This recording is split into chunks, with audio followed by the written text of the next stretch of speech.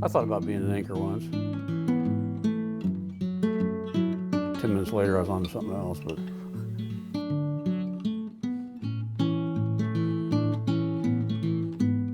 Mark Messinger, Battalion Chief, Overland Park Fire Department. 35 years. I can't believe I said 35 years. It's been 35 years. I don't know how we got there, but my God, it went by pretty quick.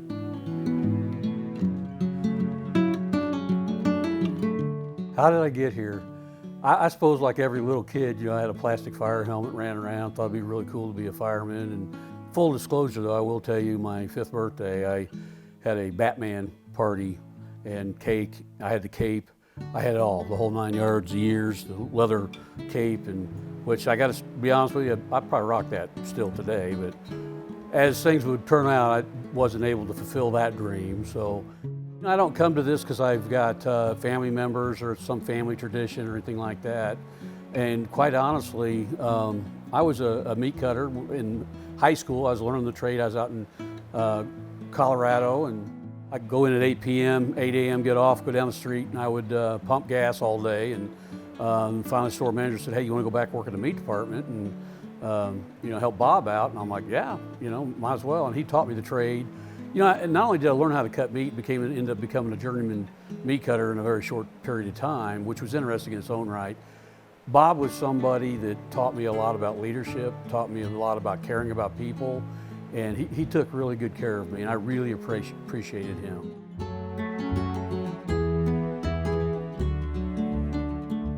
I ended up moving back into Overland Park. I was kind of born and raised in Overland Park. Got a job at a really up-end grocery store. And after a while, I worked there for about 8 years. It's like, I don't want to do this the rest of my life. And I went and tried some things. And I worked construction, did other things, and tried to go back to school. Went to this new school called Johnson County Community College and took an English class and squeaked by with a C. And so my academic career, I'm not going to be a scholar, evidently. That was the end of that. And then one day I'm like trying to figure out, what do I want to do? If it's 9th grade year and it was career day, what would I want to do? And I thought, now I didn't have to worry about money or education or any of that. I'd want to be a cop or a fireman. And that made me come here, and I ended up going next door where, we had our admin at 95th Street. You guys have some sort of a volunteer program or a program? Kim Nimitz was sitting there in front of Bill Jenke's office, the fire chief, and they had just closed down their very first Firefighter 1 class. And Kim being Kim and a rule follower, she said, "Well, we closed that down last night, so maybe next time you can get in." And Bill Jenke got up, came over and talked to me a minute, and I told him, I said, "Well, I'm really kind of looking for a job and this and that." And turned and looked at Kim and said, "Put him in the class."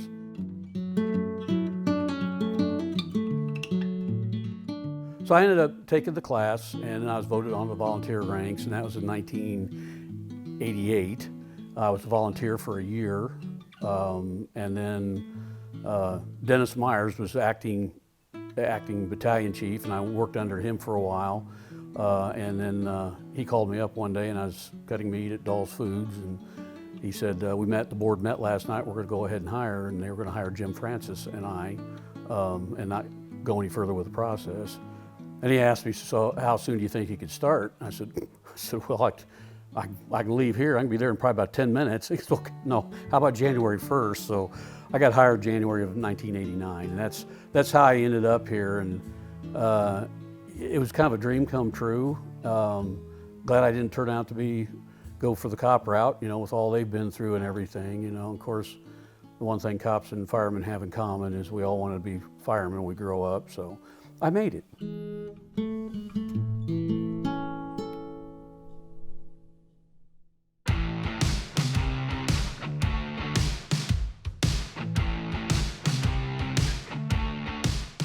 I remember starting out in this house right here, Station 2, and truck back in here and just looking at all the gauges, and God, will I ever be able to figure this stuff out? And just wanting to run calls and do all that stuff, and I was just ate up with it. And so it was a blast for a long, long time. And even back then, I just kind of look at the captains, and got a white shirt, and like, man, I wonder if I could someday retire and be a captain, and have my own station and that kind of thing, and that'd be really cool. But so kind of thinking that in the distance, and everything I did between then with learning the trade, and I can't say enough about those that have gone before me, and the traditions and what they taught me. And it wasn't always fun, and it wasn't always nice, but I relish all of those times and everybody that's gone before me. And I don't want to use too many names, so I want, out of respect, I want Jimmy Deneen and Doc Slauson, good friend of mine, Gary Wilson, that just passed.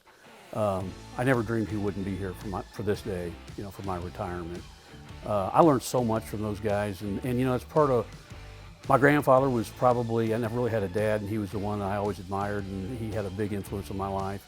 I would love to have Grandpa be able to come into the firehouse and walk around, and I just know he'd be like, my grandson's a fireman.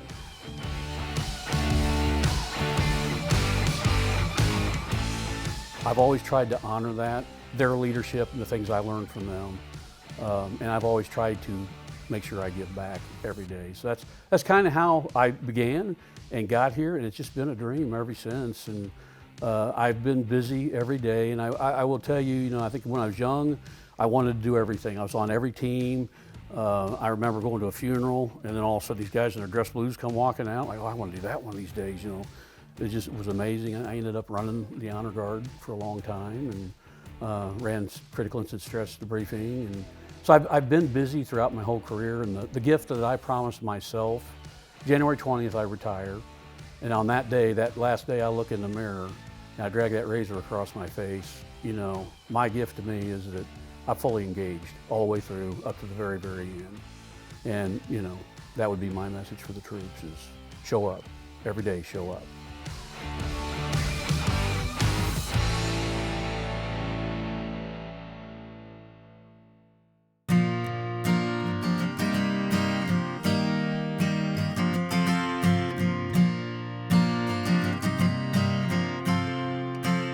So when you're a dinosaur and you've been here 35 years, there's a couple changes.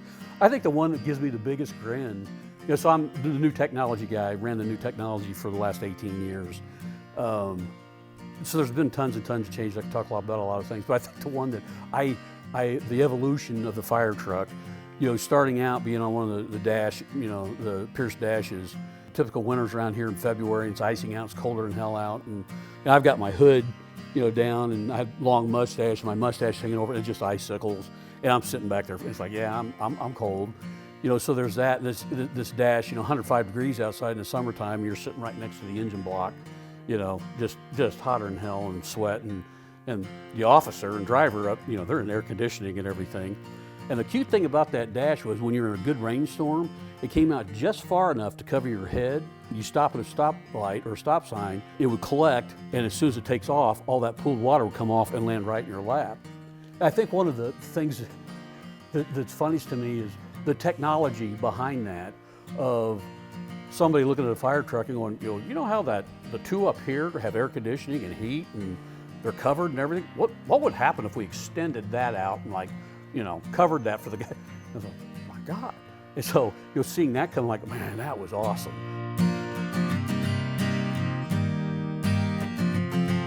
When I started, a fire doubled about every minute because of all the materials and building materials and all that kind of things. We're down to fire doubles about every 10 seconds now, so things get hotter quicker. So what does that do? You have to educate yourself on it, fire behavior. You have a window of opportunity to make a difference. Where I think before, I was on the tail end of, weed, smoke, that's what we do. We got these air packs, we don't use them, type of thing. Where now, we use air packs, but now we're cancer reduction and all that. And I don't know how many years I had what was a white hood I'd wear around my neck and my lymph nodes, just black, because it was my gear. You'd think, my God, you just came out of a huge fire. No, that was a few months ago, but it looked really cool because it was all black. So our frame of mind and changing our behavior has changed, got more safe. Ventilating, and going in, we will risk a lot to save a lot, but we won't risk anything to save what's already lost. Not everybody has adopted that philosophy to the extent we have, but we have, and I am very proud of that. We're still a bunch of firefighting sons of bitches. We love fighting fire. There's not a fire yet that I may be in my car looking at it going, God, I wish I was inside. But fire's fun for about 5 minutes, going in and fighting the fire. Then, all right, got to pick all this up and do overhaul. And yeah, I'll go back to my car.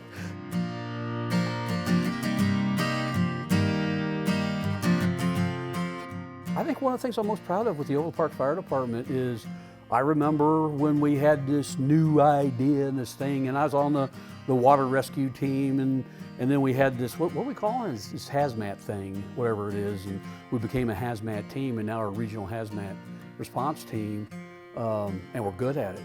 You know, we came up with this nutty idea a few years ago, squads, and people were laughing at us. And you know, you guys, what are you gonna do? You're gonna build a big squad and put fire stuff on it so you can fight? No, we're gonna run EMS calls. We're gonna leave our big trucks and let's save those for fires, but we're not gonna run those all over the place. We saw people buying tillers and things and running them on EMS calls. Okay, but they, you know, they kind of made fun of us. And here we are years later, we've got squads and squad houses. We're more efficient, more effective with giving a good response, you know, for medical, which is 82% of what we do. Well, guess what happened? Everybody around us have squads now. So that's Overland Park being cutting edge, moving forward. I will never forget, you know, the tragedies happen around the country, you know, Sandy Hook, Aurora, Colorado, you know, with the theater shooting and all of that. And it was starting to happen more and more. And, you know, I worked really hard at learning how to be a good incident commander and understanding incident command systems and that kind of thing. And boy, this animal. Crazy people that want to die today, trying to hurt other human beings and maybe luring us in and hurting us. How do you manage that and that kind of thing? And 8 years ago, something like that, you know, come up with a hostile event plan and, you know, working on that with police department and fire. And then the thing I'm proudest of, having the first ever model procedure for the entire county, the only one we've got that is all 3 disciplines. I'm proud of that. I mean, that's changes. Happening all the time, every day, every way, and this job will change in big ways, but we're up to it. That's, I'm pretty proud of being part of it. I'm gonna miss it.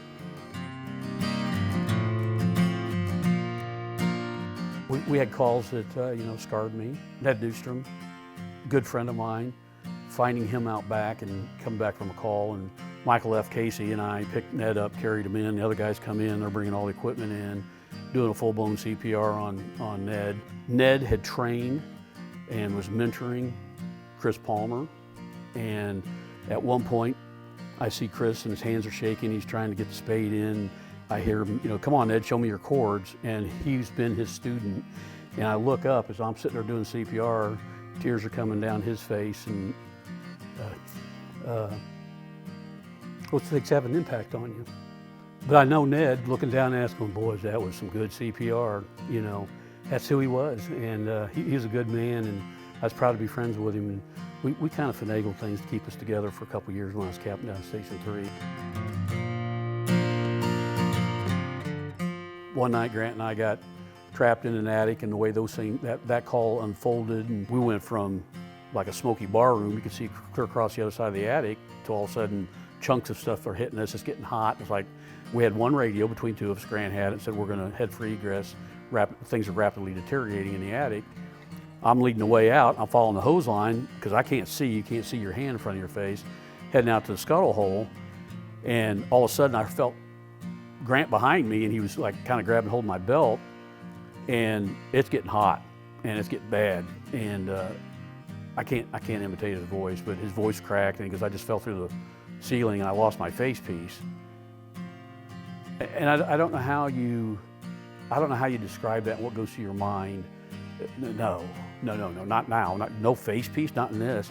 Grant's skinny, and he's going down, he's hitting his bottle and everything, and I end up grabbing his bottle, and he pushed, and I lifted up, and I slapped his bottle, and he disappeared.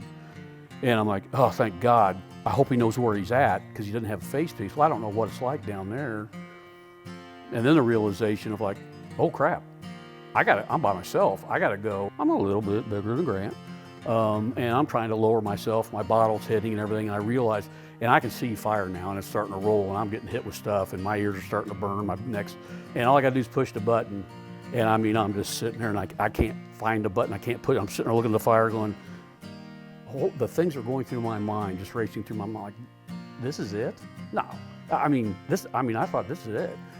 And then, you know, I just shut my eyes and just think, hit it, put the bottle up on my back, went down. I had no idea what I looked like. And Tim grabbed hold of me, grabbed hold of my truckee belt. I couldn't get my feet under me, so I couldn't walk. He gets me over the front door, he trips. I rolled, did a somersault out on the front, And evidently, I was completely charcoaled up. I was completely black and smoking. I mean, it was hot. So Grant and I end up back of the ambulance. We're both fine. See Dennis Myers, the chief, throw my air pack across the yard.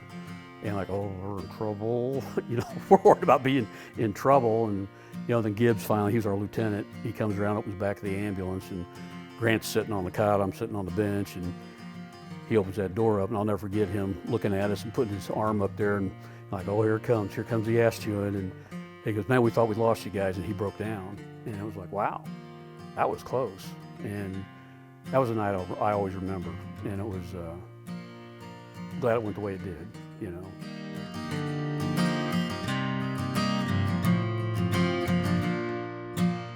God bless my family. I had a perfect firefighting family, and Donna, I love you. You know, she's a perfect firefighter's wife. You know, she put up with a lot. Every holiday, you know, the pager goes off whether I'm home or not, and you know, I missed a lot at home. And now that I'm retiring, I get to pay that all back. I've got 3 wonderful grandkids. That's my life. That's what it's all about. And like I said, my grandfather was probably the one that had the biggest impact on my life, and I'm their papa. When I show up and they look at me and I hear Papa, and they come over, run over and jump into my arms, that's what it's all about. I don't think I can convey properly how proud I am of our people. It has been the greatest honor of my entire career and privilege to work alongside everybody in this department. When this day gets here, you know, who do I want to have been? I wanted to have an impact, you know. I wanted to leave some sort of a legacy. For that splash of time that you're here in people's lives, did I make a difference? And that's when I know I'm on the right track.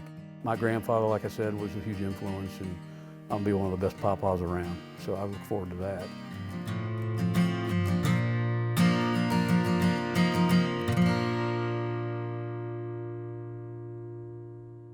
Yeah, I'm sure it hooks to the camouflage and Has firefighting itself changed much? oh my God, so is firefighting, yeah, it's dangerous. I found over the years there's nothing fireman-proof, nothing. And then you got city HR going, you guys just act normal. We're a hoot.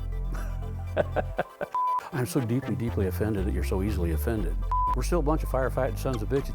I think that's all I got. Is that all? That's it. All? Actually, I got more, but I think you're running out of battery time, probably.